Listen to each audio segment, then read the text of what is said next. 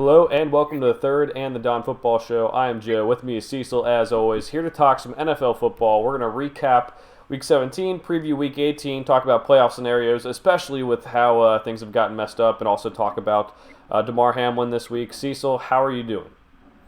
I'm doing good now. Obviously it's been kind of a crazy week.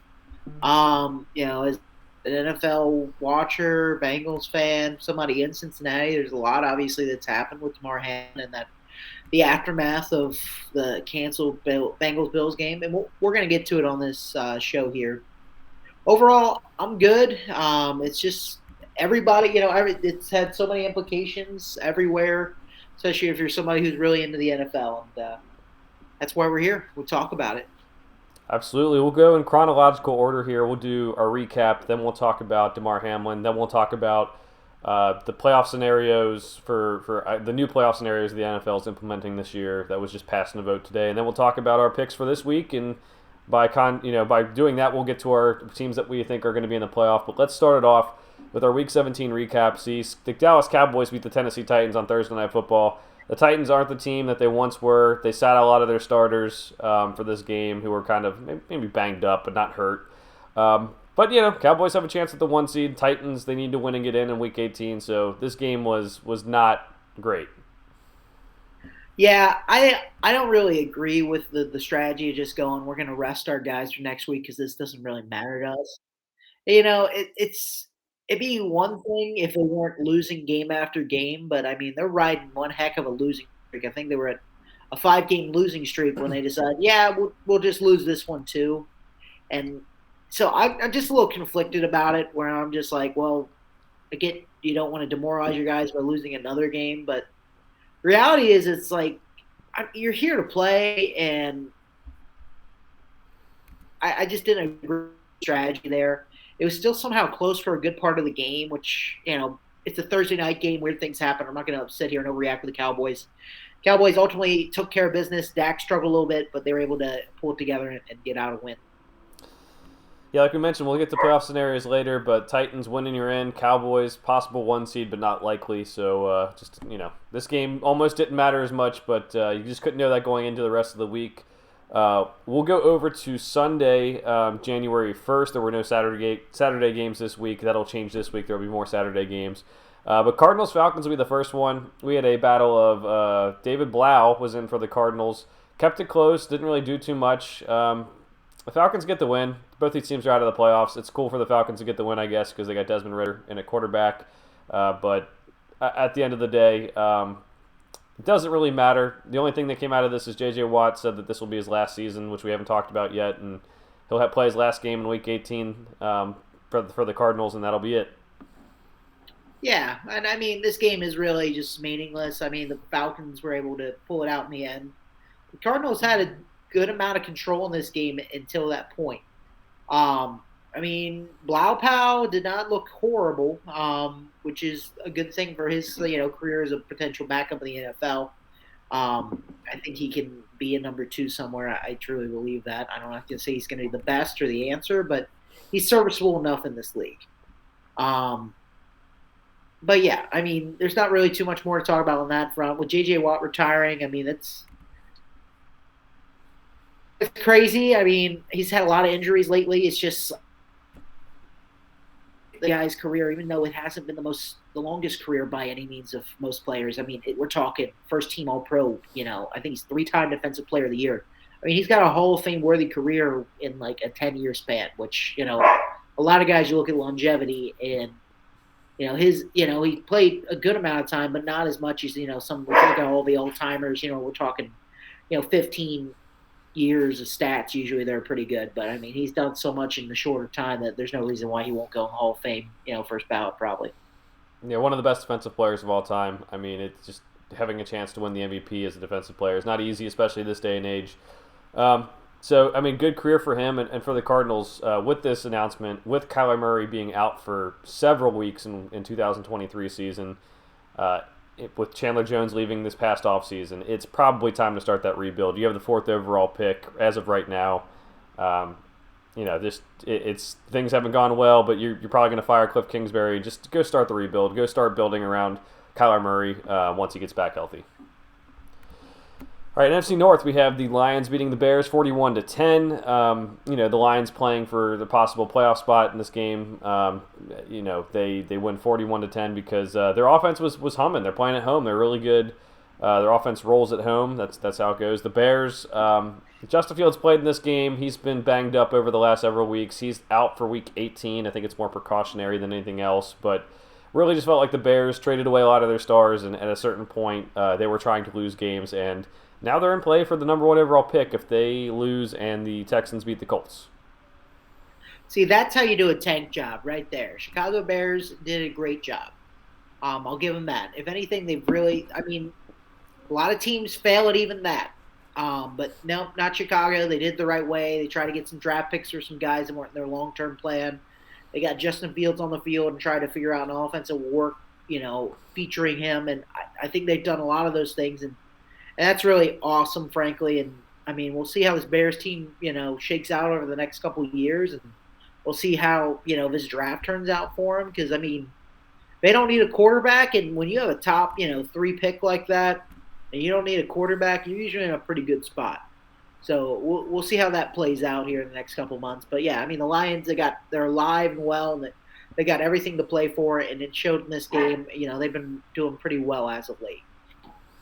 Yeah, Bears watch out, possibly taking Will Anderson, a really good edge rusher from Alabama, or trading down to a quarterback-needy team, especially if they get the number 1 pick. So that'd be something to rebuild their roster, get a lot of cap space there, and really need to get Justin Fields some more help.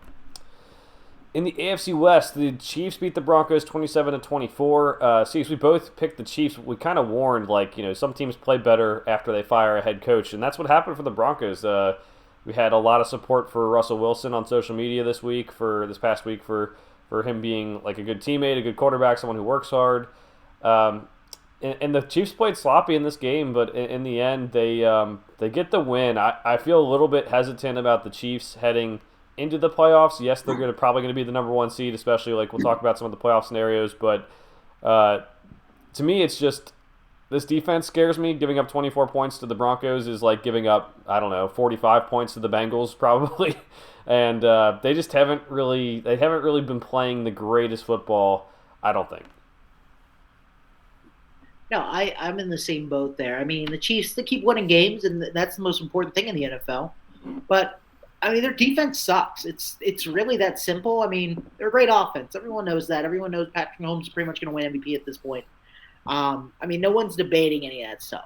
But the big things we said the entire year, and it's literally everyone says it's like the Chiefs are going to be in the playoffs, Chiefs are in the hunt for a Super Bowl. The defense, how well were they going to hold up? The answer is not very well.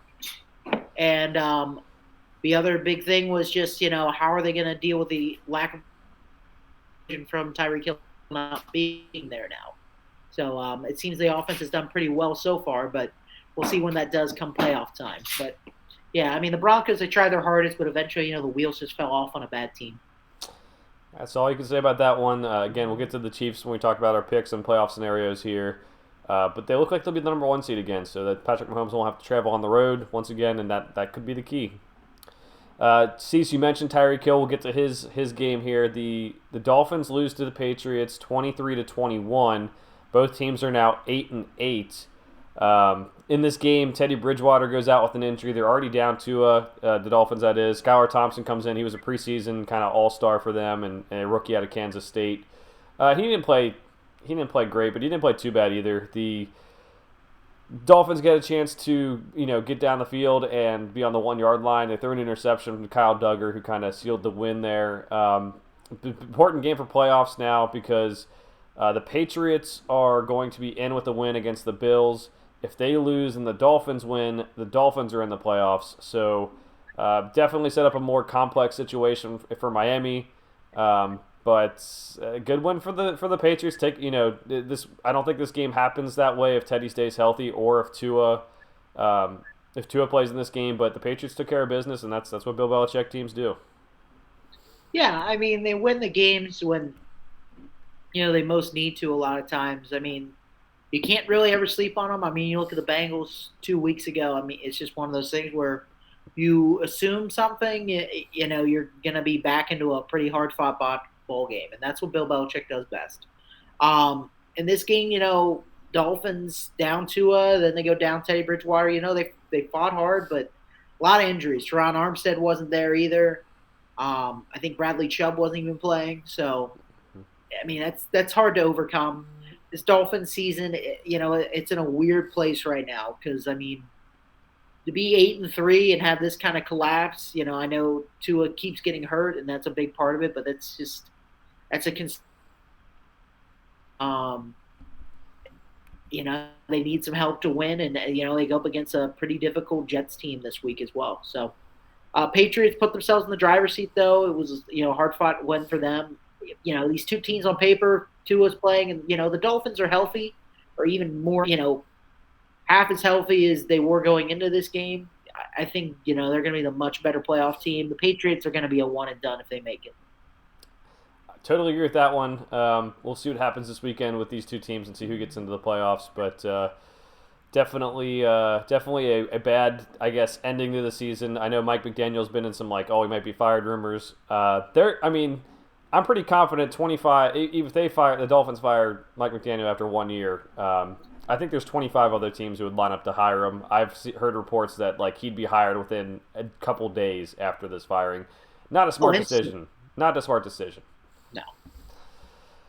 The Giants and the Colts. The Giants win 38-10. They lock up their playoff spot. And Daniel Jones has a really good game. I think Daniel Jones has proven at this point he will be the quarterback at least for the short-term future, depending on contract situation. Maybe not the biggest contract from the Giants, but he's proven his case. Him and Saquon Barkley will be back next year with Brian Daboll, and sees Brian Daboll for Coach of the Year. Yeah, man. Brian Daboll, it ebbed and flowed. It looked, they got off to a really hot, great start. They started to fall to earth. You're wondering, well, are the Giants just going to get bounced out here? We've seen some pretty big collapses from some, early season darlings that people just figure out. But Brian Daboll, kept this team pumping through the entire year. And, I mean, they're in the playoffs. It's clinched. He got the most out of the least. We want to talk about a guy who's maximizing value. Brian Daboll is probably the number one coach in the NFL this year. I think Bill Belichick does a good job getting stuff out of his guys. It's just there's only a couple coaches I'd say that go, wow, the talent on this roster isn't that great. But, I mean, you look at the result, and we're talking about a playoff team with Daniel Jones as your quarterback. And going into this year, we said, I mean, we'll wait and see, but I wasn't holding my breath. And I still, don't really think Daniel Jones is a long-term answer. It's kind of one of those, what are you going to do in the short term? You're picking in the 20s. Are you going to get a quarterback? You're not going to probably get a guy you're going to start right away. So they're going to give him a little bit of money. But, again, I think you keep him at arm's length. I don't think you really embrace him as the future of this franchise and say he's our guy going forward until, something comes along. So good for the Giants. Colts it's just a cap off of just a miserable, miserable season. One that honestly has just continued to be worsened by their owner, Jim Irsay. Still not sure how Chris Ballard has a job. I don't know what Jim Irsay – he's fired everyone else. He's put pretty much whoever he wants in charge. It's just Saturday hiring clearly didn't work. They're just doing a quarterback sell at this point. They went to Nick Foles for this game, who, Nick Foles was great for Philadelphia, but he just never was really lit up with the Colts. And then the other big thing I want to touch on this game is the Kayvon Thibodeau sack. It was pretty messed up, to be honest. I know he says he was hurt, but I mean, it's one thing to not realize the guy was hurt when he first goes down. It's another thing to be doing a snow angel the whole time where clearly the medical staff is running right by you. Just some situational awareness stuff right there. And it just, I understand when it started, he probably wasn't thinking he was hurt and was just celebrating a sack. But at a certain point, you got to sit there and be like, oh, my bad, and leave instead of just kind of doubling down and just being like, whatever, it is what it is, and just ignoring him. So I didn't like that out of Thibodeau by any means. And honestly, I don't know how the Colts didn't really retaliate when that was going on at that point. It just seems like, I mean, you got to see most NFL teams fight, at all times. There's some chippiness in a lot of NFL games, and honestly, you look at that moment, you see, I feel like the Colts are just kind of walking through the rest of the season. They don't really care what happens. They're just trying to kind of pack it in and get ready for the offseason and see what who's going to be still with the Colts next year. Yeah, and to make matters worse with Thibodeau, after he realized, I guess, that Foles was hurt, goes to the sideline and does the put him to sleep celebration. That's not going to win you any favors. His comments about being I get paid to be a savage. It's fine, but we get it's a violent sport, but at the same time, you just broke a guy's back. Basically, it seems like have Yeah. a little bit of awareness, as you said. Even if the Snow Angels thing, you want to have plausible deniability, whatever that might be. But after that point, definitely not. Cease, the Colts, I think if you're the Colts this offseason, yes, you're in play to pick a quarterback, but you might be in these Derek Carr sweepstakes. He could be your next guy because you keep on going through these veterans. If Lamar somehow hits free agency, you're running to try to get him. But otherwise, you're right. It's getting to the point where if they don't get that quarterback, it's almost time to start the rebuild because a lot of their pieces that have been good are either aging, whether it's Stephon Gilmore at corner or the offensive line that's kind of fallen apart the last couple of years. It's just not what it once was. There's just things you got to consider here if you don't get a guy who can win next year. All right, the Saints beat the Eagles 20-10. This was a bad game for Gardner Minshew and Minshew Mania. We love Gardner Minshew here, but didn't play his best game. That is 2 straight losses for the Eagles. That takes them. They are susceptible to losing the number 1 seed this weekend if they lose. Jalen Hurts looks like he's going to play this weekend to lock up the number 1 seed in the bye, which is important for the Eagles because they have a lot of injuries. But it just wasn't a good game, and honestly, the Saints, as you talked about, getting the most out of some of this talent. I mean, the Saints getting 7 wins this year after Michael Thomas comes back for a couple games and then he's out the rest of the year. Jameis Winston has a broken back and then gets benched the rest of the year. They could have used their talent better if they would have started Jameis after he got healthy, but to get to 7 wins is still pretty good, especially beating the Eagles in Week 17. Yeah, I think that's definitely something they can kind of go into the offseason kind of with a high point was, hey, we beat the Eagles with Gardner Minshew, mind you, but we knew the defense is pretty good on this team. And, the offense has been kind of makeshift, gadgety, trick play, just kind of getting it back down to basics kind of offense. There's been anything really that wowing about it. Andy Dalton's in for all the normal kind of offensive structure you want. And then you've got Taysom. You got a bunch of reverses with some of your receivers. You actually need some offense because, let's be honest, Andy Dalton and that style of the offense they've been running with the Saints hasn't been doing much most of the time. So it seems like they use that, when they're backed up, but once they kind of get to that red zone or, they're in the middle of the field and it's a gotta have it play, they go to their bag of tricks. And, to their credit, it's worked decent so far. You said understand why Jameis Winston didn't start again. I think there's more of the back injury, like we said on this podcast a couple times now. Or maybe it's just, they're okay with, they know what they get out of Andy Dalton and they are willing to just deal with the known factor of him versus Jameis Winston could throw 4 touchdowns, could throw in 4 interceptions, could do both. It's a lot harder to project what's going to happen in the game when Jameis has the ball in his hands than does Andy Dalton. So maybe that's part of it. But again, it was a very vulnerable, NFC South, and it's not like you guys beaters or you were going to make anything happen with Andy Dalton. If I were them, Jameis Winston, I would have started as soon as he was healthy, and the ship is either going to sail away or it's going to sink with Jameis instead of just sitting in the same place the entire time with Andy Dalton. Agree on that one. Get the win. Not sure how it's going to really help them in the end, and they could have been in the playoffs, honestly, if Mark Ingram doesn't run out of bounds on Monday Night Football a couple weeks ago. So that's something to think about, but I think at the win, Eagles again. We'll get to the picks here and see if they get the 1 seed from our point of view or not. The NFC South was won by the Buccaneers, 30-24 over the Panthers. The Panthers start off, take the lead in this game. Buccaneers come back, make it close, and then 30 fourth quarter points between both teams as Tom Brady kind of really gets the offense revving up. He threw for 432 yards, 3 touchdowns. Mike Evans had 10 receptions for 207 yards and 3 touchdowns. That's what gets them the win, Cease. They win the NFC South. And one note here, Mike Evans, 9 straight 1,000-yard seasons to start a career. He's not a guy that we think of as being a top 5 receiver very often, or if he is a top 5 receiver, we usually say 5 or 6 or something like that for a lot of analysts out there. But his consistency to start his career, he's a Hall of Famer. Like, if he has 1 or 2 more seasons where he does almost anything, like, he's in the Hall of Fame. Yeah, I mean, you don't think about it, but you're absolutely right. I mean, he's got a Super Bowl. So that, I mean, that's one of the biggest obstacles too, is that championship.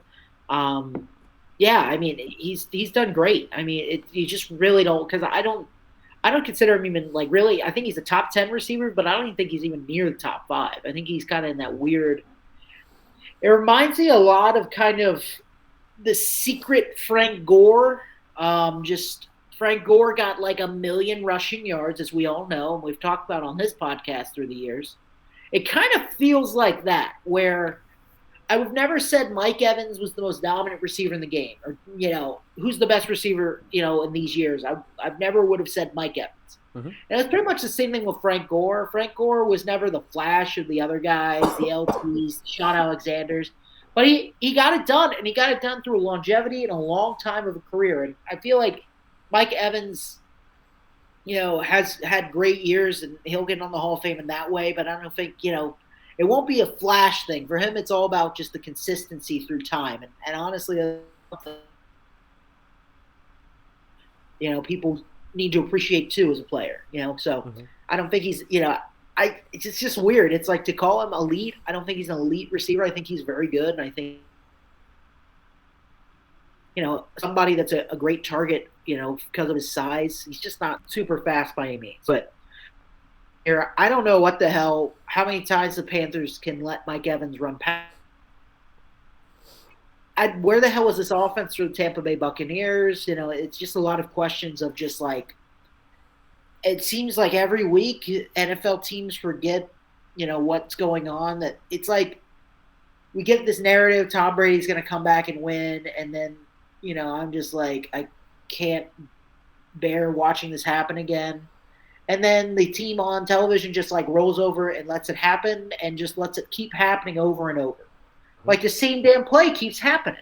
And it's just like, what are we doing? Like, where are the adjustments? We're fighting for a division, crown here and, a chance of the playoffs. And you basically can't cover Mike Evans deep. Like, they just never adjusted it. Just let it keep happening over and over.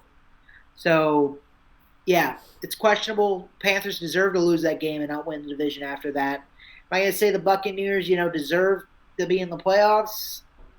I don't think I can necessarily say that. I mean, they're the best of the NFC South after that game, and that's really all there is to it. And we'll see if Tom Brady can play like this through the rest of the playoffs, then, we'll be in a good spot and we'll be in for some interesting games. But, Brady are we going to get? If we get old man Brady, we get for 3 quarters a game, and he just finally lights up in the 4th quarter in the playoff game, it's probably too late against someone like the Cowboys or the Eagles or whoever we see shake out there. It's not going to work the same. Now, if he comes out firing like he did in this Panthers game, we could be on for another show, and, I'm all for it. I'm all for an exciting NFC playoffs with a, resurgent dark horse Tom Brady coming back and firing all cylinders. Would make it more interesting, Cease. We'll see if that can keep up or if it was just a one-time performance against the Panthers, who were, playing better, but started the season off really poorly and are 1-6 away from home this year. The Browns beat the Commanders 24-10. Honestly, the Browns didn't really play that well. Nick Chubb had a good game. Amari Cooper had a good game. Deshaun Watson's still struggling. This one, I think, was more about the Commanders. The storyline's there. They benched Taylor Heineke for Carson Wentz, and they got what they deserved here because Carson Wentz did not look good. He got booed. It looks like this week they're going to play Sam Howell. people are getting on Ron Rivera because he didn't know that the Commanders were going to be eliminated if I forget who was playing later on that night, but if they won the game, they would get eliminated. Or if the Packers won, that they got eliminated later that day. And I think he was focused on winning this game, or at least trying to win the game. I don't know why he started Carson Wentz, but I think more so it's this decision to bench Taylor Heineke that's a problem. Yes, he's not the greatest quarterback by any means, but the rest of the team plays hard, and he makes mistakes, but he's also shown some decent flashes, whether it was last year or this year when he's been forced to play. So playing him over Carson Wentz, who's just kind of proven to be turnover prone at this point, it's not really a good decision. No, absolutely. I mean, they deserve exactly what they got in Carson Wentz in this. There was really no reason to bench Taylor Heineke. Like, I mean, sure, they weren't. There were some, mistakes in the last couple games that people were frustrated about. But let's be honest, if you put Carson Wentz in any of those situations, were they really going to be better outcomes? If anything, honestly, would Carson Wentz have even played the game to get you to that outcome and that decision and that kind of, point right there to make that decision? I don't think so. I think with Carson Wentz, he doesn't even keep the games close. Taylor Heineke is a gamer that is there for one reason, and that is to put his team in a position in the fourth quarter to win a game. Mm-hmm. That is what he does. It doesn't matter what his stats are. It doesn't matter how many touchdowns or how many interceptions, what he fumbles. All he cares about is the team winning and putting his team in that position to win. It doesn't care to him how gritty or how ugly it looks. He's done. That's what I love about Taylor Heineke, and any team should be honored to have that. Top backup in the league. I mean, I don't need you to look pretty. I need you to win football games. That's your job, and ultimately, that's the job of every quarterback in the NFL. The accolades are nice, the passing yards, the touchdowns. You're a generational talent. That's great, but at the end of the day, winning football games is what matters at the end of the day. John Madden knows that. It's all about winning. Al Davis said it. It's just win. Just win, and that's what Taylor Heineke tries to do every week. Carson Wentz it's just not that answer. He's not a winner on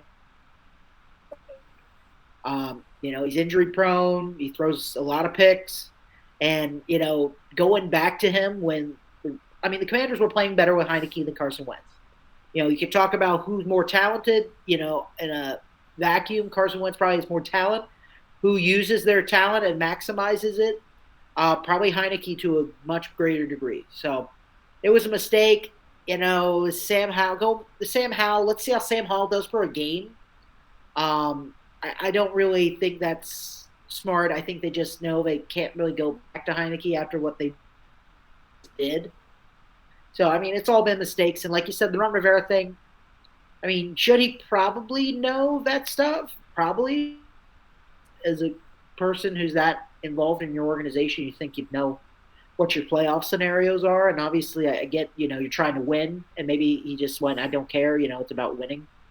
But deep down, if you're really entrenched, you probably want to know all the scenarios. I mean, that's just what a coach and it's what every NFL observer wants to know is, best case, obviously, we're going to try to win, but what's the alternative? Yeah, absolutely. Cecil, you mentioned that win the game. It's a pretty big motivator. Oh, sorry. It seems like you cut out a little bit there, buddy. I'll let you finish up real quick. Oh, you're good. Basically, Ron Rivera should probably know. I'm not going to get that mad because he's focused on winning. But at the end of the day, it'd probably be a pretty good motivator if you just, coached your team all week and said, I mean, we win, we're controlling our destiny. We lose, I mean, we're out, chances are. So let's not get there. Yeah, that would be the best thing. But when you start Carson Wentz, you put your faith in something else besides your own team. You mentioned people who are just, the stat lines might not be great, but they win. Trevor Lawrence did not play his best. If you play fantasy football, you're not going to say that's a good stat line, but he actually did play okay. 17 to 21 passing. He gets the Jaguars a 31-3 win over the Texans.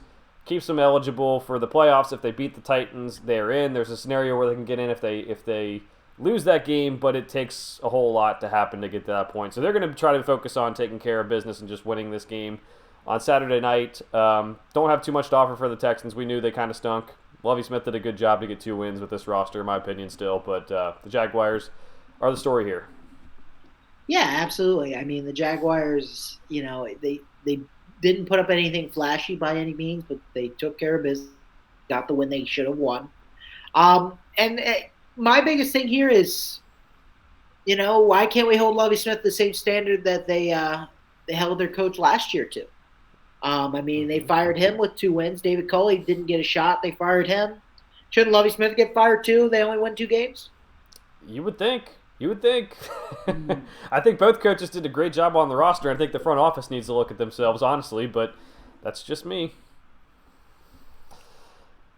All right, let's go to the Jarrett Stidham versus Brock Purdy game. I mean, we don't usually say this, Cease, but this was a great game. I don't know what got into Jarrett Stidham, but he played awesome for the most part. This game goes into overtime after Christian McCaffrey has a big day, Devontae Adams has a big day, Josh Jacobs plays okay. Obviously, Stidham played well. And in overtime, the Raiders get the ball. Jarrett Stidham throws an early pick, and the 49ers kick the field goal to win. For such an eventful offensive game, this was a kind of an anticlimactic finish. But the team that we expected to win did win, even though it took a little bit longer than we expected. Right. And again, it's one of those games in the NFL where I think the 49ers may have kind of sleptwalked into it, and not really expecting what the Raiders were handing out today. I mean, Jarrett Stidham played way better than anyone expected. I mean, I don't think he's going to keep that up again, especially when they play the Chiefs. I mean, defense is bad. We'll get to that later. But I think the 49ers just kind of thought they would cruise through this game. And, you can't cruise through really any game in the NFL, honestly. You've got to be committed. And, I think they just kind of read their own press clippings, as they say. And I think that was a big part of the game. And also, Devontae Adams just went off after weeks of doing nothing. So, frustrating as a fantasy owner, finally just went, enough's enough. I can't wait. I can't do this anymore. And benched him. I am guilty of it. But yeah, ultimately, I think that was the big factor is, we talked about it before, in the podcast last week. The spread was a little scary where it was at that point because we know the 49ers don't blow out teams. That's not their offense. That's not Brock Purdy. I mean, that's just not who they are. But, I mean, we were never really saying there thinking it was going to be this close. So, good for the Raiders to play hard. We'll see if that transitions against the Chiefs this week. And, 49ers, they come out in a close one. They get the key interception in overtime to really seal the deal, and that's great. That's what good teams do is, you can stumble through a game, but when at the end, you wake up and you get the win. Absolutely. We'll move on to the Seahawks beating the Jets 23-6. This keeps the Seahawks alive for the playoffs, but the Jets are now out. We've known that the Jets have issues with their offense all year, especially the quarterback position, but also injuries along the offensive line and Elijah Moore complaining about not getting the ball, and a bunch of issues there. The defense, I think, is actually legitimately really, really good. I think they could be aided by some offensive help, but they haven't gotten that this year. They're out of the playoffs. Robert Saleh, I think, still did a really good job, and they'll be one of those teams trying to get Derek Carr, trying to get Lamar Jackson, because they won't have the highest pick, but if they can get one of those guys to show up for them next year, that could be, with that defense, that could be really huge, especially in a tough AFC East. And the Seahawks, I mean, no one thought they'd be at this point last week of the season playing for a playoff spot. They do need a little bit of help. They need to win their game, and then they need the Lions to beat the Packers to make it into the playoffs. But still, a really great job from Pete Carroll this year. Just they killed the draft, and to get to this point with Geno Smith is still really, really impressive. Yeah. I mean, ultimately, the Jets just need someone functional at quarterback. That's literally what they need this year. I think, obviously, they should be very heavy on the Derek Carr sweepstakes. If Lamar Jackson, the Ravens are dumb enough to let him walk, throw the house at him. I don't really care. I mean, they get an offense. I mean, they've got offensive weapons. I mean, they've got Breece Hall, who's great, before he got hurt. Michael Carter and Knight, their third stringer, are pretty good. I mean, their receivers are pretty good, honestly. They've been doing really good. Wilson's had some good games. And, I mean, the offense can work if they just have somebody who can push the ball a little bit downfield or just make some plays happen every once in a while. The defense is legit, honestly, elite where they're at. Robert Salah has made this defense almost as good as the 49ers defense was while he was in San Francisco. So, I mean, that's amazing. That's a heck of a turnaround. I mean, they've got some great players and Sauce Gardner has been a revelation, at cornerback as a rookie, and, he's probably going to win Rookie of the Year. So, yeah, I mean, they've got great pieces. They've hit on a lot of young guys this year, draft picks wise. So, they can get a quarterback. I mean, I think they can. It's hard to say if they're going to contend with the Bills. Where are the Dolphins going to be at after this year? But I mean, I think they can get a playoff. I mean, I think they can make the playoffs next year as long as they get a quarterback. Heck, I mean, if they just get somebody, serviceable that can stay healthy for 17 games, I think they can make the playoffs too. I'm with you. I think they'll be in on Derek Carr. They'll be in on Lamar Jackson if he hits the market. If they could draft someone and try to develop them too, if it comes to that, if they don't get one of those two guys, if there's another of those two options work, look for them to be in the market for like Jacoby Brissett, Teddy Bridgewater, those type of guys to try to just get something out of the quarterback position. Because if they would have had those guys, I mean, maybe they make the playoffs. It's not like those guys are bad. They're just bridge quarterbacks who really haven't had. Whether for whatever, just haven't had a chance to start for a long period of time for their situation. So that's something to watch out for the Jets and Seahawks. We'll see what happens this week. The Packers beat the Vikings 41-17. It was a blowout from the start. They were talking about how Justin Jefferson had a fluke game against them. The Packers changed up their defense a little bit. Really impressive performance by them. We talked about Vikings frauds or not frauds. At the end of the day, the Packers needed to get a win. They did, and the Vikings, they're out of play for the number 1 seed.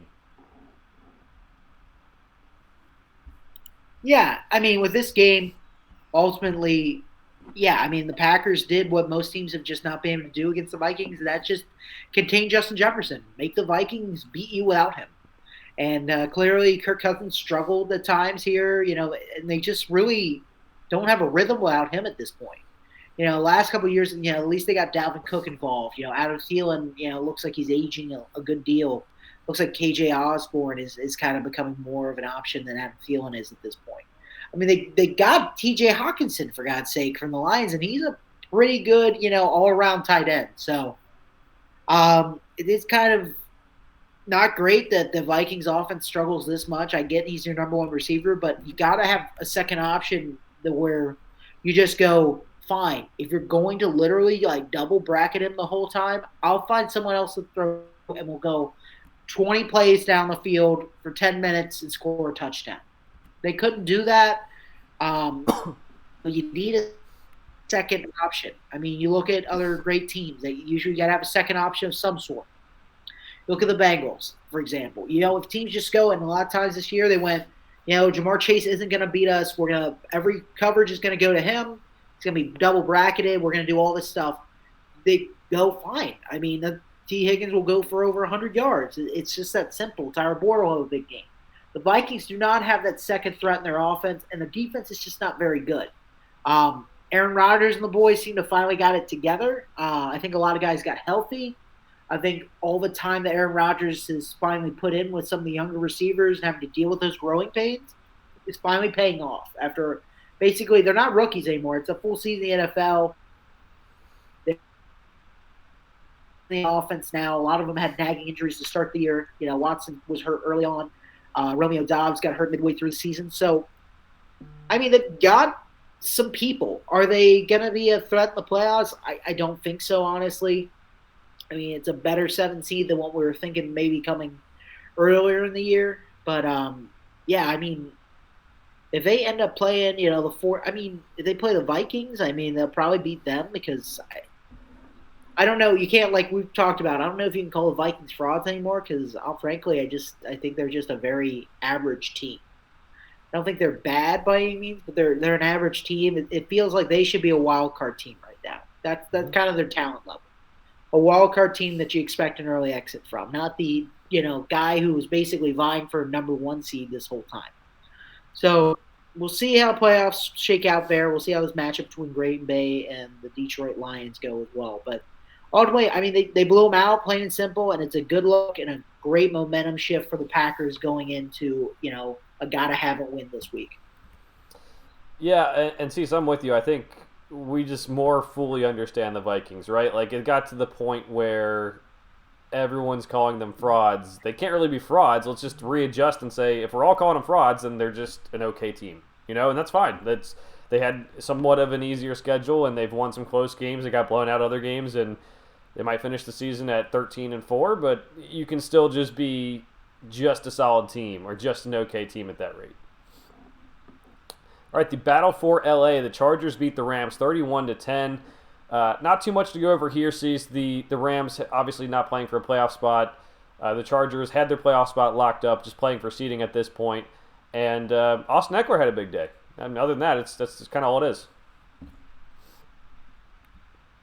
Yeah, I mean, that really is it. Austin Eckler pretty much fueled this offense, and Justin Herbert took care of business. And I mean, the Chargers are in a good spot. Again, I'd love to see them against beat an upper echelon team right now. I think that's kind of the big thing for them. They play the Chiefs twice. They play them close, but they don't win. They haven't won a lot of those games this year, and that's kind of the important thing, and that's what's going to matter in the playoffs. But I mean, they're playing well. It's just one of those things. You're going and you're like, yeah. I mean, the Chargers. Herbert's looking great right now, but they're playing middle of the road teams. They're not playing the worst teams in the NFL, but I just want to see this get unleashed on a very good NFL team and see what comes out on the other side. I would agree with that. They really haven't beat anyone too special this year. Probably the Dolphins is their best win, I think. So at least over the last several weeks. So we'll see if they can kind of adjust for the playoffs here. The Sunday Night Football game, the Steelers beat the Ravens 16-13. The Ravens were winning in this game. At the end of the third quarter, it was 13-6. We thought, they'll try to run out the clock. And the Steelers ended up scoring 10 fourth quarter points to win. Kenny Pickett threw a last-minute touchdown pass to help get the win for the Steelers. I think he didn't play his best game, but I think if you're a Steelers fan, he has 2 straight game-winning touchdown drives. It's something to be happy about. The offensive line has been good for the Steelers. This hurts the Ravens a little bit, but as we'll get into here in a second, it really didn't end up hurting as bad as that maybe could have. But for the Steelers, you're playing for Mike Tomlin, and next week, if he gets a win, he still hasn't had a losing record as a head coach, and that's something I didn't think we'd be at this. A point I didn't think we'd be at this year. So good for them. Yeah, I mean they've really put their season together here. I mean they've got a lot of things going their way. The defense has been playing honestly better than they probably should going into this year, especially with some of the injuries and T.J. Watt being hurt multiple times. Yeah, I mean, Kenny Pickett's not doing anything special. I think the biggest thing with this offense at this point is Najee Harris finally got going a little bit. And, I mean, George Pickens looks like he's going to probably be like the next, I don't want to say Antonio Brown because Antonio Brown was, a top 3 receiver in the league. But, Santonio Holmes, it's like Santonio Holmes kind of outlook with kind of maybe the attitude of an Antonio Brown before he went crazy. Mm-hmm. I think that's kind of where he's at because George Pickens has a lot of, talent, obviously, and he's kind of the best thing going for that Steelers offense. But he also is just a kind of a guy who's got that personality that you're always like, man, I mean, it's a maturity thing. It's gonna come up at some point, and it could probably end up costing them some yards, or it's just not necessarily the best. So, that'll be what it is for the years to come. Now, I mean, I think he's gonna be somebody to look out for. In the AFC as top receivers in the next couple of years. He is that good. I mean, we go through the draft evaluation. He was that good. It's just character's always the question with him, and it showed throughout this season as well. So. But yeah, I mean the Ravens kind of blew this game in the end. They let a Steelers team that really wasn't going anywhere snap a really pressure from them. When I mean the Ravens, are pretty much out. They can't. They lost the AFC North. We'll talk about more once we get to the Bengals, Bills ramifications here. So, but yeah, I mean the Steelers won a hard fought game in the end, and then they got the W. Absolutely. We will get to the Monday night game now. We'll start off with a quick recap of it before we get more detailed. But the Bengals get the ball first, they go down the field, score a Tyler Boyd touchdown, go up 7-0. Defense holds the Bills to a field goal. Bills looked pretty good on the drive and just stalled out near the red zone, got a field goal, and then the Bengals start driving. Dane Jackson had already gone down with a concussion for them, and then Damar Hamlin, makes a tackle. T. Higgins, tries to gain more yardage and kind of runs into him, and then they kind of fall on the ground and looks good after a second, and then starts collapsing on the field. And we see it happening. We see the ambulance come on, and we're kind of like, at this point, we're usually like, all right, well, it's a concussion, it's a neck injury, he'll be fine. Like, they'll stabilize him, he'll give us the thumbs up, and everything will be fine. Turned out they gave him CPR. He actually died on the field. They revived him. And then he went to the hospital. He died again. They revived him. It was a heart condition. I think it was called comediocarditis or something like that. It's where a blunt object hits you in the in the chest, and it basically, because of the timing of it, it throws off your heart rate. Very, very rare thing. It's happened in other sports, most notably to hockey player Chris Pronger back in 1998. He was able to make a full recovery. At this point, Damar Hamlin looks very good. He had a breathing tube for a while. He is now talking and looks like he will make a pretty good recovery. To what extent, who knows? But his neurological signs are showing that he's intact there, and just very happy that he is okay. It was a game that we were all excited to watch, but at the end of the day, it did become something. The game was almost irrelevant in making sure he was okay. We had the Bengals and Bills players surround him to kind of give some privacy as he was getting the CPR, and I think that's where we saw some of the images of Joe Burrow and Josh Allen kind of talking, and some of the other players. After he's off the field, you could tell the players were still shaken up. Zach Taylor goes over to Sean McDermott, the Bills head coach, and Sean McDermott says, I need to get to the hospital. I need to be with him right now. And basically that's when the game stops. The NFL had told him to keep on warming up and just get ready to play, because that's procedure. And the players and coaches stepped in and nullified that, and I think rightfully so. I mean, it was an event we don't really see very often, but at the end of the day, it would have been really hard to finish that game, and it probably the wrong decision to finish that game on Monday night. Right. I mean, first off, I'm just glad Damar Hamlin is, to the best extent that one can really at this point be okay to some point, being neurologically intact, as they say. He's breathing on his own now. He's talking. He seems to be, fully conscious. Now, when it comes to a football career, if he wants to keep playing, what that kind of stuff looks like, that's a long uphill battle, and we'll see how that plays out through time. It was the right call, to just not play the rest of this game. It would have just been ugly. Honestly, even like it probably would have gone in a way where the Bills were just so concerned that they would have just lost the game. And I really didn't want the Bengals to win a game that way, because it just seems wrong. Kind of the big touch points here of it, the Bengals, it's a very 5 minutes of a game here. So, Bengals looked good that first offensive drive. The Bills defense did not look the best to start. We got a big PI on the first offensive play of the game. That could have been a breakaway touchdown. Tre'Davious White did just not look, ready for it. So that's something concerning for the Bills there. And then, their offense did well. Josh Allen was running for a lot of those first downs. He was very hard to contain, and they still out in the red zone, which has kind of been their big thing right now, is they're not able to come away with touchdowns, and he's turning over the ball in the red zone. And that's the big issue with the Bills, and their potential path to winning a Super Bowl is that's the stuff they need to fix more than anything. But none of that really matters ultimately, and I'm pretty sure these two teams will see each other in the playoffs. With the NFL, I don't know where the 5 minutes. A lot of people, there's a lot of rumors swirling. There's a lot of talk. The NFL did say warm up in 5 minutes. I don't know who said it, at what extent, what was going on. It's hard to say. and it's a lot of speculatory stuff. And we're not here to just speculate over and over. But the point is that Damar Hamlin is healthy, as he can be right now. That Rondo agrees, and so does Leo. Got him all riled up. All right. Well, this is it's a good time. Our dogs want to chime in at this time. Oh, they're very excited as well about this topic. If dogs could speak English, yeah. So yeah, you're right. The most important thing was Damar Hamlin's health, and I'm glad they took care of that. But moving on from that, and how the game looks, right? The NFL decided to change things up. The no contest makes sense, right? But everything's supposed to be decided by winning percentage. They decided to.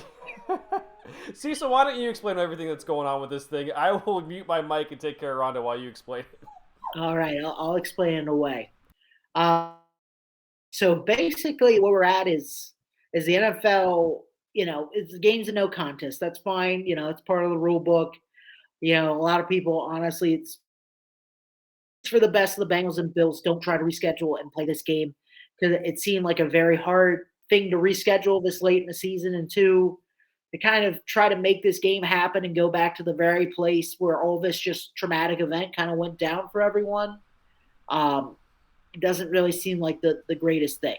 However, what has now kind of transpired since we've gotten past that point of the games canceled, Damar Hamlin is okay to a certain extent, is there's been some stuff with the committee, what the owners voted on that we've talked about a little bit in length on this podcast behind the scenes. And basically what's happening is depending on the scenarios that work out from this week because of what happened, the AFC Championship game will be at a neutral site if the Bills and Chiefs are in it, or if the Bengals are in it and the Chiefs lose this week, it'll be at a neutral site. And that's all well and good. I don't want people to really it's as far as you kind of make it on that end. The things I really don't agree with what's going on is this kind of what they've changed for the Bengals side of things. And you can obviously there's bias with me as a Bengals fan. I'm not gonna pretend that I'm not, but it just seems very unfair because the Bengals become the AFC North division winners. Based on winning percentage, which is what, we've decided what a no contest would be and what the rules had declared.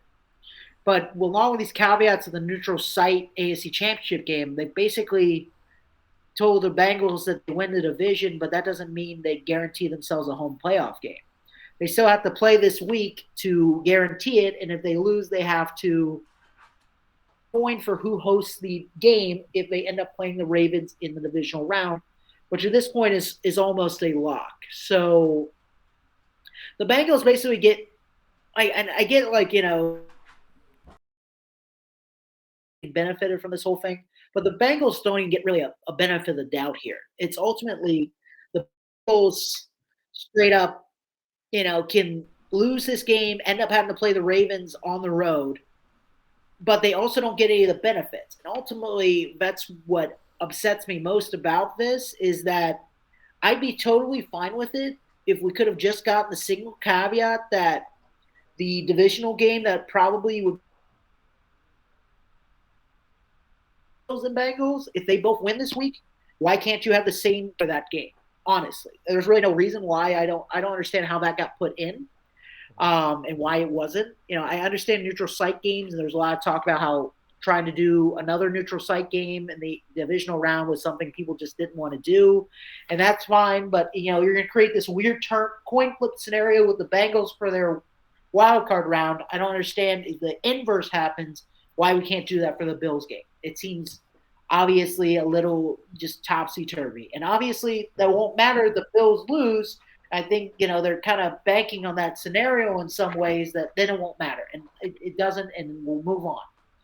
But at this point, it could very well matter. And now you're telling the Bengals that, they can win the wild card round, and they have to go to Buffalo when in all reality, They were winning the game when it was, canceled. Not saying they should have played that game, and I'm not saying, you give them the W or anything, but I'm just saying we got to make this fair for the whole cross the board. And you look at kind of what transpired here.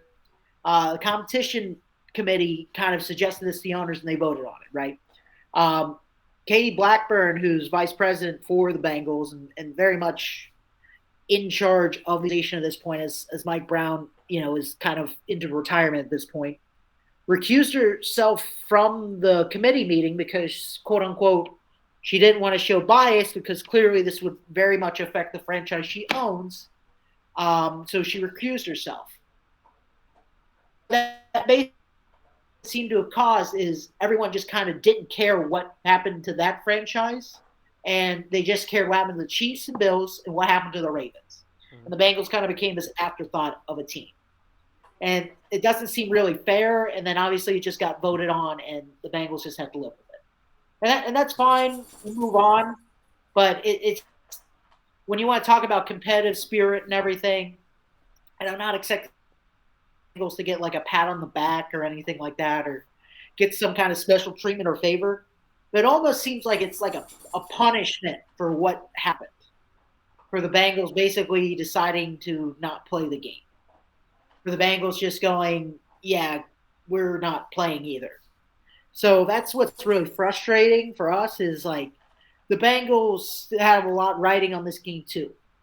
And for them to basically just get told, deal with it, and get really no kind of real spec of circumstance because ultimately they still have to play this game against the Ravens. So it's frustrating. A lot of NFL observers have said the same thing: is the Bengals are the team. There's no perfect victory scenario here, but there's no real great winner here. But ultimately, if you could pick one person who's really the very clear loser of all this, it's probably the Bengals. Um, you know, but I mean, you look at what the Ravens have pretty much played through the last couple of weeks. I know they haven't had Lamar Jackson, but they've lost some games or won some very close games against some bad teams. So that is my rant about it. Doesn't seem fair. Honestly, it could have all been fixed with just a simple little caveat saying if Bengals and Bills both win this weekend, we do a coin flip for who hosts the. Yeah, It seems minuscule, but ultimately the Bengals have. It just doesn't make sense. Yeah, I'm with you, Cease. The things that bother me are the Buffalo Cincinnati should have a coin flip or a neutral site game. It bothers me that next year that they gave the AFC North to Cincinnati, and they may not get any benefits because they may not host the game, as you said. They'll have a first place schedule next year, which makes no sense if they don't host a home playoff game. And I think it's just something that it's how life goes. Doing the right thing rarely gets the credit you deserve, or what should happen, or the karma maybe coming back to you doesn't always happen if you do the right thing. And it's one of those examples. The Bengals did the right thing. They were the ones who said, hey, yes, Sean McDermott, you go to the hospital. Yes, we're on the same page here. We're not playing this game either. And it really sucks that they got kind of got shafted here. So. They got affected. The Bills also got affected in this too. They're not coming out as huge winners either. They're not as bad as the Bengals, but I'm not in favor of changing the rules in the middle of the season. It should be winning percentage, and that's all that matters. And the Bengals should host a home playoff game. And if the Ravens fans, which I've seen, have complained about the Bengals not having to earn it, a dude literally died on the field. It's not like the Bengals were dodging the game or anything. They had to get one win out of their last two when they're on a 7-game winning streak to do it. Would have happened. Maybe not. Probably would have, but maybe not. So it's stupid. There was never going to be winners. It sucks the Bengals lost. I do, however, Cecil, love the chip on the shoulder that this put on the Bengals players and the front office. They are pissed, and I'm excited for that because, I think there was a little bit of, I would say, uneasiness with going into the playoffs with such a long winning streak. If they had beat the Bills and then the Ravens too, that's out the window. They didn't finish the game against the Bills. Winning streak could still be good nominally, but it's not there. They had a reset, and now they had an event that really wants them to play well. It seems like everyone in the organization is pissed and ready to go for Week 18 and the playoffs. So I'm excited for that part of it. Oh yeah. All right, let's get to our Week 18 picks. See, so we're going to start it off with that Chiefs Raiders game. This will help determine a lot of those coin flip situations and if the Chiefs love the number one seed. Um, they're playing the Raiders. Chiefs at the Raiders. The Chiefs are favored by 9 points on the road. It will be Jared Stidham at quarterback again for Las Vegas. Yeah, I think the Chiefs win and cover here. I don't think what we saw last week is going to happen again. Can Jared Stidham have a good game? Yeah, because it's the Chiefs' defense. But ultimately, the Raiders' defense is horrible, and Patrick Mahomes is playing for the number one seed. And, he really doesn't want to sit there and deal. They don't want to have to deal with all this weird scenario, tie breaks, and neutral site games and all that. They want to win this game and, see what happens with the Bills game and just have home field advantage and not have to deal with this and go in with the first round bye. Yeah, Chiefs win and cover. Jared Stidham played out of his freaking mind. It's not going to happen again. Even against the Chiefs defense, could play okay, but he's not going to play like he did against 49ers. Chiefs win and cover. They know it's at stake.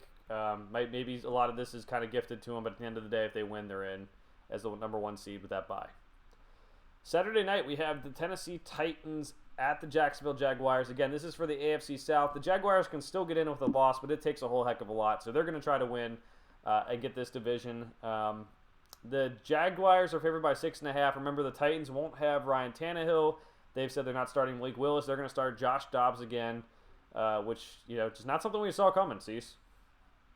No, I would have never thought that Josh Dobbs would be part of this game. I think that's a critical component to it. Ultimately, I'm going to pick the Jaguars to win because, they have Trevor Lawrence, who's played pretty well so far this season, especially in the back half. Winning they're in is kind of the deal here. It's a showdown for the division title in a home playoff game. And everyone knows going into this how important that's going to be. So I think they edge it, but I think it's going to be very close.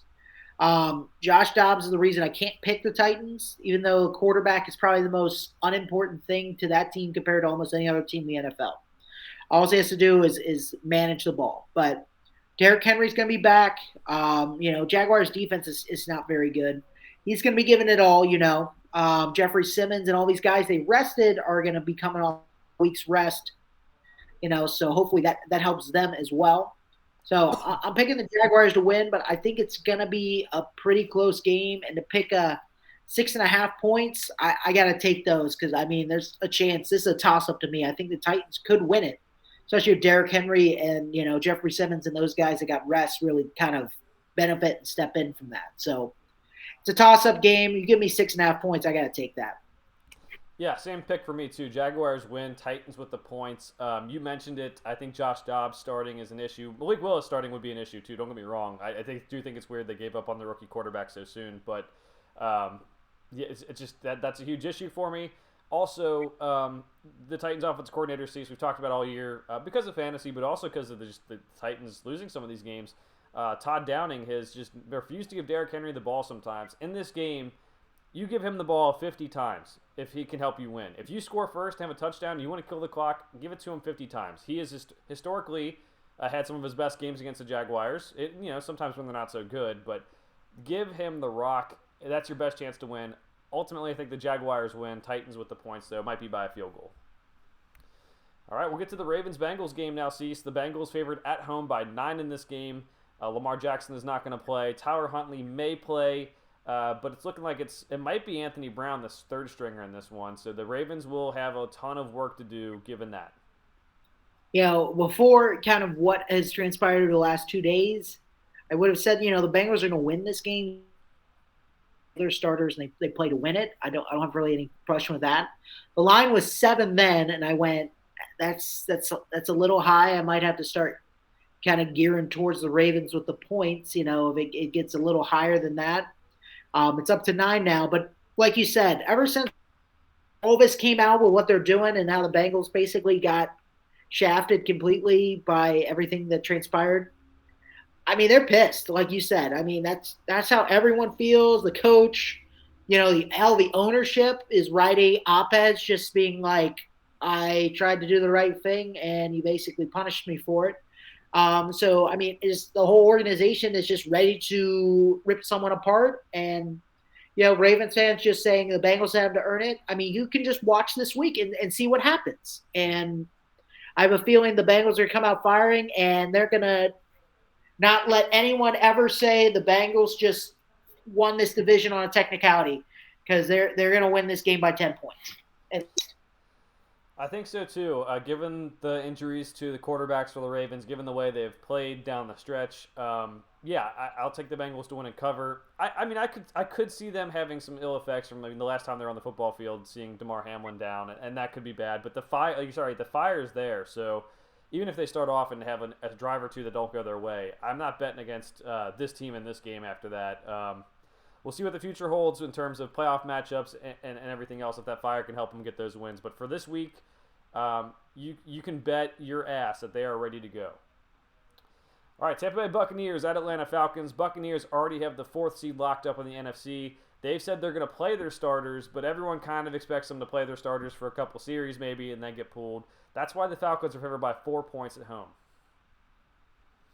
I guess give me the this is one of those games. It's like I would never bet on this game just because of the wishy-washiness of it. But I mean, I guess I'm assuming the Buccaneers are going to play maybe a half, the real Buccaneers, and then they're going to pull basically everybody. So I'm going to give the Falcons winning cover just because it's basically by default against the backup. So that there's not too much to analyze because the real Buccaneers really probably won't be playing the whole time. I'm going to go Buccaneers with the points, Falcons to win outright. I think the difference here is that the Buccaneers starters will probably play, as you said, like maybe a half. Maybe you could take a lead against the Falcons and then just have to the backups will just have to hang on. I don't know. The Tom Brady comes from that New England culture of never rest your starters, always play throughout. So I could see him playing the whole game and trying to keep that offense going. It's not the smart decision, but I could see it happening. If he pushes his way through there. But yeah, I'll take the Buccaneers for the points. The Falcons still aren't very good, and if the Buccaneers starters play like even 5 or 6 possessions, that could still result in a win for them, honestly. So Falcons outright, Buccaneers with the points. Next one up, we have the New England Patriots at the Buffalo Bills, and the Patriots need to win to get in. The Bills have a chance at the 1 seed. We'll see if they still have that chance by the time Sunday rolls around. Buffalo favored by 7 points at home. Yeah, give me Buffalo to win, but I'm going to take the Patriots with the points. I'm kind of hedging my bet here because I don't know what shape Buffalo is going to be in, to be honest. Damar Hamlin is woken up, and that's great. I think that will definitely help them kind of focus more on the game a little and kind of, they're going to come out pretty flat, based off of what happened, and there's no one to blame there. There's really nothing you can do to control something that traumatic happens to your teammate. You'd have to sit there and watch it and just spiral around that the entire week. I mean, sure, they've been practicing and prepping for this game against the Patriots, but no one has had in that organization. That's not been the number one priority on any of their minds, honestly. So I am not bringing their in, especially early on in this game. And for that reason, I think they can pull it out still because the Patriots just aren't that good. But I think it's a decently close game, and Bill Belichick's still going to pull out all the spots because he wants to make the playoffs. I'll go Bills to win and cover. It's definitely a tough line, not one that I would recommend betting, especially we just don't know how the Bills are going to react. But they're a much more talented team. The Patriots, I mean, their fans don't even want to make the playoffs at this point. It's gotten that bad. They just know it's not going to end well. Mac Jones still not playing well. Yes, they beat the Dolphins, but it was Dolphins with Teddy Bridgewater and then Skylar Thompson. Otherwise, they've been playing not the greatest football down the stretch. I'm going to take Bills to win and cover. All right, next one up, we have the Minnesota Vikings at the Chicago Bears. Vikings favored by 6. They're probably still going to be playing their starters in this game, trying to figure out what seeding is going to be. And that's why they are favored by 6 points on the road. The Bears starting Nathan Peterman in this game, Cease. And that's where you lose all faith in the Chicago Bears in this one. Got to go the Vikings to win and cover. No Peterman for me, man. I'm never going to trust that guy to put any semblance of an offense together. The only points he can score is for the other team. So Vikings to win and cover. You know, I'm gonna stick with the picking the Vikings to not win by more than one score. So, um, it's a 6 point spread. The Bears have Nathan Peterman, but they'll still run the ball well. And the Vikings, I mean, they have an identity crisis after last week. Jesus, I mean, the last time the Vikings beat a team by more than one score was the Packers in Week 1 when that weird game happened. Otherwise, it's been one score games or blowouts on when they're the losing end. So I'm going Bears with the points. I mean, maybe it's a dumb pick, but the Vikings play all these games close. I'm going Vikings to win You're outright though. you're trusting Nathan Peterman with anything? Oh yeah, absolutely. I'm trusting what the football gods have shown me this year. I still don't understand how he keeps getting backup jobs. I just don't get it. Uh, Hey, I'm with you, man. I think the Bears will just keep it on the ground a lot, and that could pay off because the Packers were able to run pretty easily on them last week too. All right, next one up, we have the Texans and Colts. Colts are favored by 2.5 points. We know it's on the line here. The Texans, if they lose, they get the number one overall pick. If they win, there's a chance that they don't get the number one overall pick. So we'll see how these teams react. We'll see who's playing hard in this one. I'm gonna go. It's such a slow spread. I'm gonna go with the Texans, honestly. Again, not a game I would bet because the Colts are just in disarray, but they still have players that are playmakers. The Texans are kind of the opposite. They've got no talent, but sometimes they play hard. They might win this game, honestly, by accident because sometimes that seems to be the stuff that happens in the end of the season with some of the bad teams is they put all this effort in to win a game that doesn't matter, and you're just kind of like, that wasn't a great decision, but I understand like the locker room and the whole idea of ending on a win is important to you. But organizationally, not a great idea. That's probably what I think might happen here. Texans to win and cover.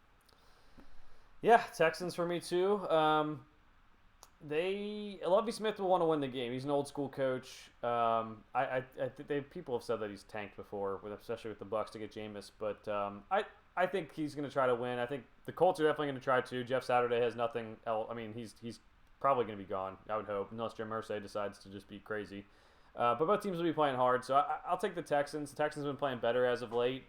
They seem to be a little bit more healthy, so could go either way. But I could just see chaos happening, so I'm going to take chaos. Texans win, and maybe the Bears get the number one overall pick. Jim Irsay, I mean, if Dan Snyder goes out of the league, Jim Irsay's going up there with some of the crazy, maybe top crazy owner. Oh boy, that'd be a ranking to do. Oh boy, that's an off-season show, man. Off-season show in the making, folks. We rank the craziest NFL owners. Oh boy. All right, well let's move on to some other some somewhat crazy owners here. New York Jets at the Miami Dolphins. This line opened up in favor of the Jets, especially with the quarterback issues. But even with Skylar Thompson probably starting, the Dolphins are now favored by 3 points. Yeah, I'm gonna pick if it's Skylar Thompson starting. I'm gonna pick the Jets here. I get the Dolphins technically are still alive in the playoff hunt, but Skylar Thompson against the Jets defense is pretty good, and Joe Flacco is okay enough to keep them afloat in this game, and I think that'll be what matters. And I think the Jets will get the win. Going Dolphins. I think a lot of those guys who were hurt last week will probably try to play this week. Skylar Thompson has played well in the preseason and even spot duty. He's done okay. They have the playmakers. And most importantly, they have something to play for, and their quarterback situation, even with the injuries, might be better than the Jets. So that is something to say. Skylar Thompson, better than anyone on the Jets at quarterback? Maybe. So I'll take the Dolphins to win. I originally I got this game one that was Jets favored by 1, so obviously Dolphins against the spread there. But I'll say maybe the Jets can, in this scenario, the Jets will maybe beat the spread here. Carolina Panthers at the New Orleans Saints. Both these teams out of the playoff seats, but the Saints favored by 3.5. It's in New Orleans. Yes. Give me the Saints to win and cover. Both these teams are out of contention, but the Saints have a great home field advantage. Finding wins.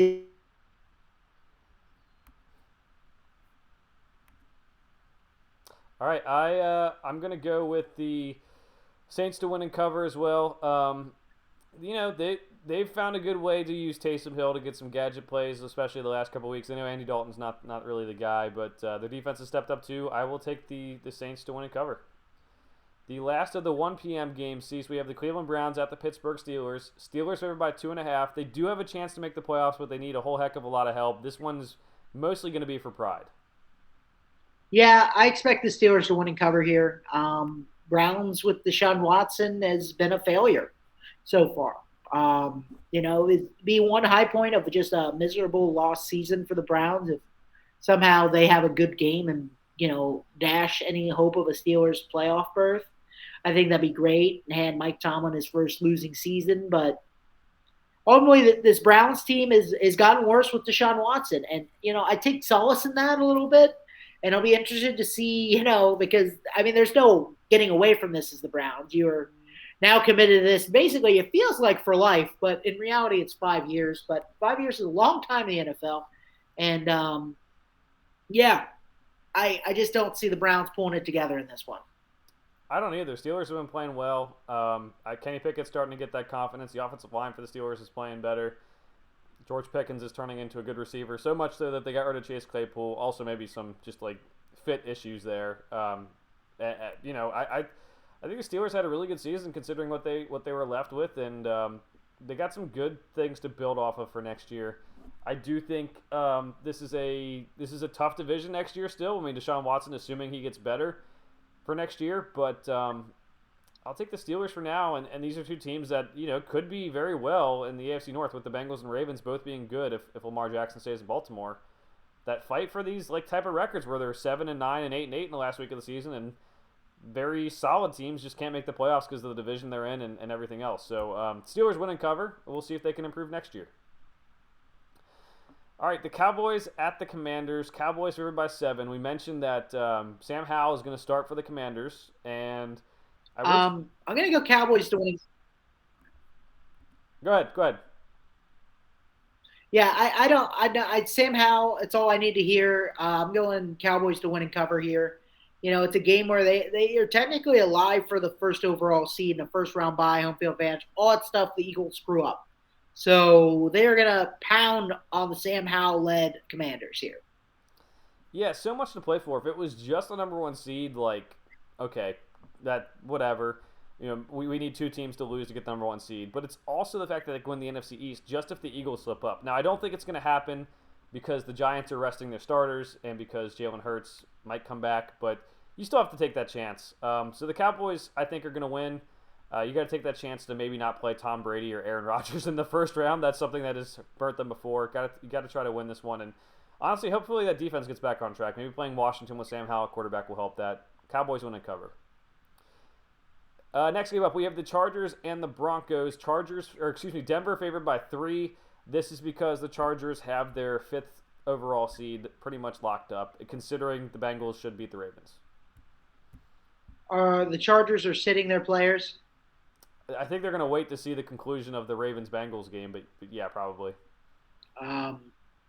Yeah, I'm assuming they're going to sit them based off of the outcomes of those as well. So, yeah, give me the Broncos to win and cover in Mile High. I think they just kind of show as a team that they're so good. It's just their coaching sucked. So they should hopefully be able to beat a bunch of backups. Yeah, and if I'm taking Broncos to win and cover, Cease. And if I'm the Chargers, with how much the Chargers always have Chargers-like things happen to them with injuries, I'm not even taking a chance. The minute we find out that we have the 5th seed locked up, I'm locking Justin Herbert, Keenan Allen, Mike Williams, and Derwin James in the locker room, and they can't leave. They're no padded cell. Padded cell. Maybe to transport them, they have to go in wheelchairs. They're not even allowed to walk. That's what we're going with. All right, next one up, we have the Giants and Eagles. As mentioned, the Eagles favored by 14 points, and the Giants are going to rest their starters because their playoff seed is very much the 6th seed. So they have nothing really to play for, and the Eagles will probably have Jalen Hurts back and definitely have something to play for here. Yeah, without Saquon out there, I don't really I don't trust the Giants on anything. Give me Eagles to win and cover. 14's a lot, but I mean, at a certain point, they'll probably pull their starters too if they beat up on them too much. But at that point, still, the game will probably be won by at least 14 points. I would have to agree with you. Don't really like the Giants' backups, but maybe Brian Daboll, maybe you can get more out of them just like he's gotten out of the starters.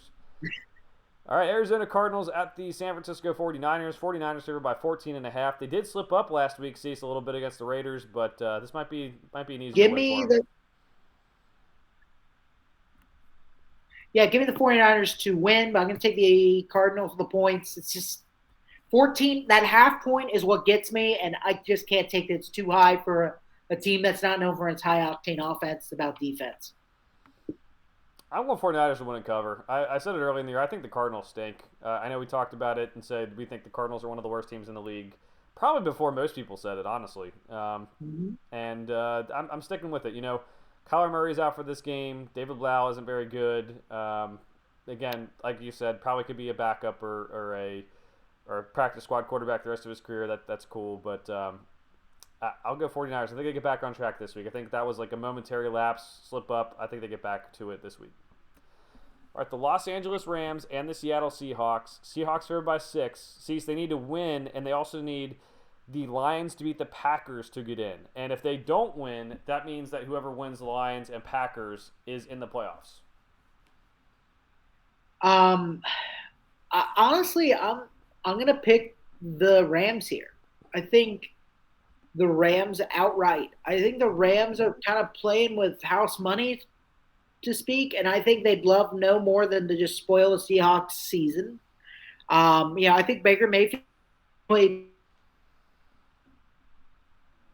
and the Seahawks are just kind of falling apart down the stretch here. Kenneth Walker's kind of sick too. Who knows how close to healthy he's going to be come game time, and I think it's going to be a really hard fought game. And Sean McVay has had a really good career numbers against Pete Carroll, and heck, they almost beat him a couple weeks ago with John Wolford starting. So I'm picking the Rams in the upset. I'm going Seahawks to win and cover. I think being at home, the home crowd obviously in Seattle just means a little bit more. I feel like they got back on track against that tough Jets defense. The Rams will be tougher, but I think they win by a touchdown. Rams have nothing to play for. They have a lot of guys who are kind of hurt. I don't think they're going to try to risk anything in this game. So go Seahawks to win and cover. I do like your logic. I do think it's a possibility. And if you're a conspiracy theorist out there, I mean, to get everyone in the world to watch the Lions-Packers game for Sunday Night Football, that's what you got to have. So, but I'll take Seahawks to win and cover. This leads us to Sunday Night Football, Cease. One of our favorite matchups of all time. I believe the last time we had a Week 18 Sunday Night Football game to end the season, we had the Lions and Packers, and we had one of our good friends have a meltdown because Devontae Adams went off in this game. But the Packers are at home in this one. They're favored by 5 points. The Lions will want to win either way because either they are out of the playoffs because the Seahawks won, or they want to keep the Packers out of the playoffs. There's already been quotes in the media about how the Lions feel bad because the Packers don't respect them and all that. So there's no benching starters in this game. There's no teams that are without motivation. Packers favored by 5. Cease, who do you have? I'm so glad this game became the Sunday night game because it is the one game this week that I'm like, the Lions are. I'm picking the Packers to win it. And so I think there's just a lot going against. I think the Packers are getting in a much better place. They're a lot healthier, and they seem to be kind of, firing on all cylinders after that Vikings game. But it's going to be close, so I'm going to pick the Lions of the points here. It's just, the Lions are in a different, they've never been here really. Dan Campbell's put together a heck of a season, and I honestly, I like the Packers. I am a Packers fan. Bengals and then Packers. But ultimately, it's just something about the Dan Campbell Lions that I also root for. And it's just be a hell of a story that team could turn it around and make the playoffs. I mean, both these guys are probably going to get chopped down by the 49ers, who are probably going to be the 2 seed. And it probably won't matter. But, I mean, I got to just think the Packers and Lambeau have this one. So, Jared Goff is not very good on the road this year. He's much better when he's playing in Detroit, when he has the dome, everything. All signs point to him not being great in this game. But, Cease, I'm going Lions. I'm going Lions in the upset. I'm going Dan Campbell. This team is believed. You sandbagging son of a bitch. I'm ready to go. There's a lot of reasons why. I think the Packers have gone on a run. They deserve credit for that. No one else really believed they could do it. There was like a 1% chance of making the playoffs. That's awesome. They still have some issues where they don't free Aaron Jones. That's gonna be something that might hold them back in this game. They also Aaron Rodgers is dating a woman named Blue Witch or something like that. Well, Honolulu Blue Witch, whatever her name is, Honolulu Blue is going to be in full force, and the Lions are going to crush Aaron Rodgers' dreams because you can't be dating witches and have curses be put on you if you do something wrong. So I'm going Lions. I honestly I could see this one going either way. I do think it's a coin flip. I do expect Jared Goff to play better. It's not going to be terrible weather. It will be freezing, just barely. But he's got that offensive line. The Packers have plenty of injuries. The Packers have their defense has played better, but they had that emotional win against the Vikings. They're going to have to come back and have a equally spirited win against the Lions or equally spirited effort against the Lions, and it's just hard to do 2 weeks in a row. So I'm going Lions. Maybe I'm crazy for it, but you know what? If we get a game that comes down to the wire in Sunday Night Football, that's all I'm really asking for. That's all I want. A game that this is the playoff spot. The Seahawks maybe already lost to the Rams like you predicted, Cease. That's what I want. I just want this game to mean everything and maybe have a last-second touchdown or field goal to have one of these teams make the playoffs. I say if this game goes to overtime, we get a literal. We do it Hell in the Cell style. We just lower the cage onto the field. We got Dan Campbell and Matt LaFleur just fight each other. It'll be a quick fight probably, but Matt LaFleur might go for the eyes. Oh boy, that would be awesome. But I'm excited for this weekend of football, regardless of the playoff scenarios, regardless of everything else. It's gonna be a fun one. Cecil, any final thoughts? I just want to say, in response to the whole Damar Hamlin incident here, the public outpouring to him has been amazing. Everything, in the city of Cincinnati did was amazing. And, just to thank all the first responders out there, them and, that help people in a similar situation year in, year out. CPR is something we can all learn, and it's a very valuable skill, and it really could just save a life, and you just never know when. Absolutely, well said, buddy. Thoughts and prayers are still with Damar Hamlin as he continues this recovery. If the Bengals aren't able to win the Super Bowl, it would be nice to see the Bills. A lot of fans have bonded over everything over the last couple of years, whether it's Andy Dalton getting the Bills in the playoffs or just this Damar Hamlin situation, or just small market teams that often get overlooked when people are talking about different things. So, prayers for him, thoughts for him. Well said by you. I don't have any final thoughts. Just gonna let everyone know to like and subscribe to the podcast, Apple Podcast, Spotify, or on YouTube. It helps us out. Next week we're gonna be back recapping Week 18, talking about our playoff picks, all that fun stuff. For now, thanks for listening. We'll see everyone next week. Thanks, guys.